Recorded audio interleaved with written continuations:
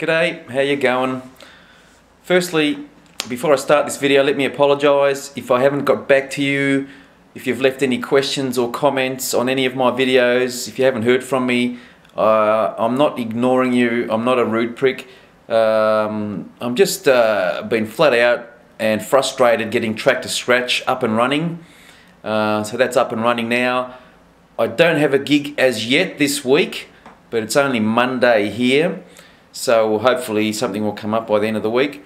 But so I'm going to catch up on some of the questions that have been left for me. One of the questions is regarding insurance for mobile DJs. Now the problem is, before I start, I have to change my shirt because the missus says, "You're not wearing that shirt, are you?"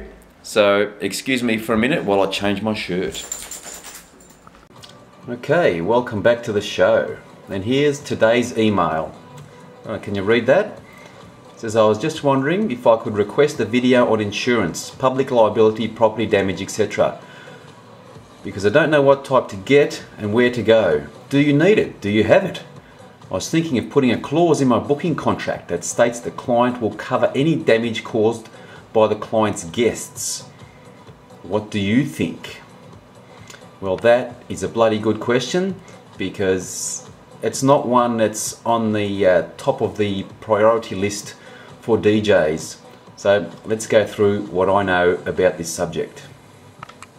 Okay, insurance for mobile DJs. Now, this is what I know about insurance for mobile DJs. Now, I'm no expert on it, and obviously laws and rules change from state to state, from country to country, from policy to policy. Okay, so you really need to do a lot of research about insurance.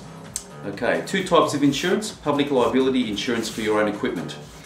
Now, my equipment is covered under my normal house and contents insurance when it's at home, right? So if your house goes up in flames, your DJ gear's in the garage, it's covered by your home and contents insurance.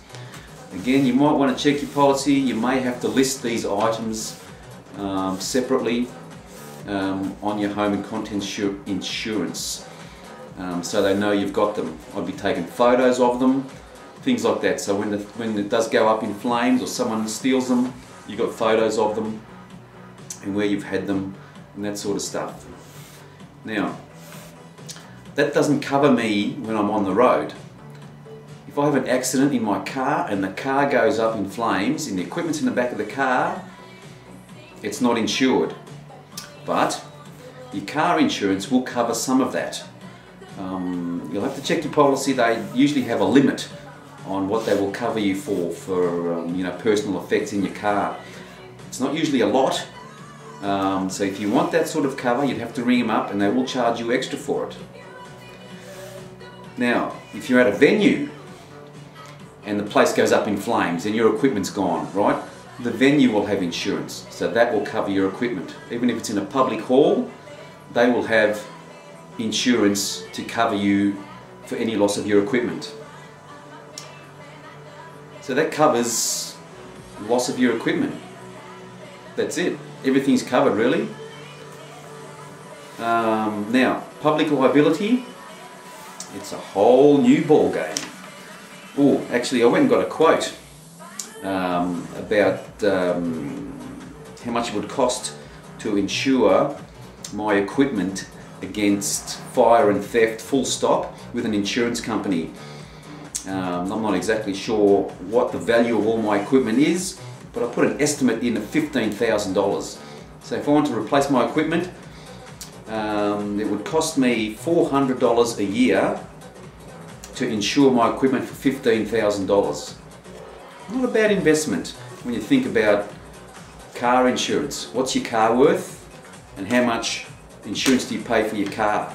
Right? So it's well worth thinking about. Public liability, well, basically that would cover you for if, like, your lighting rig falls on somebody and cracks their skull open, okay? That would be public liability. Now again, you can get DJ or musicians public liability. I will give you a link on the website, or a link to a website for Aussie DJs. If you're overseas, you're going to have to do your own searching, but there is a company in Australia that will do that. They specialise in insurance for musicians.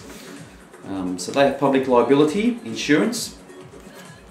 So if something falls on somebody's head, cracks their skull open, and they want to sue you, then you're covered. That will also cost you, funnily enough, I don't know if it's a coincidence or not, but it will also cost you $400 for about 5 million public liability insurance. 5 million is not a lot these days, so if you want more than 5 million, it's going to cost you more. I've just put in 5 million I want to be covered for, so that's another $400. So $800 a year will cover you for everything. Is it worth it? Isn't it worth it? It's something that you've got to decide on your own. I've been DJing for 20 years, and I can tell you only once has a similar incident happened where a strobe actually fell off. I had a strobe on top of a stack of speakers.